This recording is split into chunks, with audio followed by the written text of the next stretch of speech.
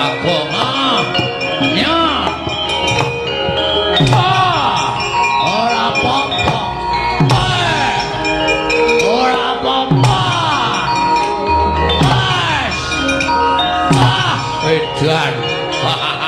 Kepanjingan apa iki? Ayo, Matno Sastra Cendrawasih Jaya Kawijan.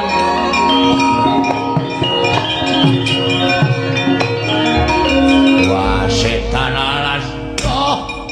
Ngatasi gedibal diajar ora loro babar blas melo wadake. Edan. Ayo malso. Malso. Kon males aku. Maleso, tak wales pisan aku rasa dadak ngantem ora nendang, ora gajul, ora nempilik. Lho, arep males apa? Waspadakno Dursasana. Bagong wis kanggonan ngelmu seprapat jagat wis tamat. Wis ta ora Bagong iso mendrep ning jero bumi? Lho. Apa iso? Weh, ora iso ta? Aku iso. Apa iso tenan? Iso, gila-gilaan.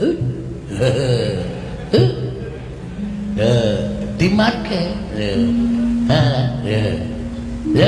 kita ndase tok lho piye ndase dindelepke ora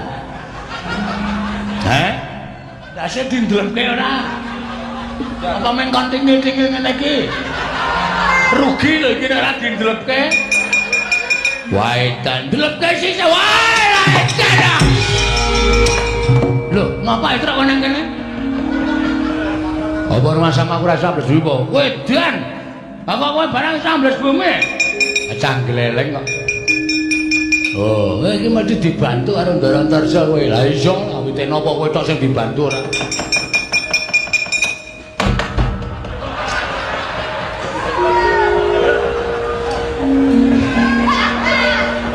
Tak kira ketiban bluluk ya. Wah, gareng galo ngosek-ngosek nang Dirgantara. Wah, ngoyak Dursasana ya. Wah, ya. Amok Surakarta. Wah, ya dia. Iya. Wah, ya. Wah, ya.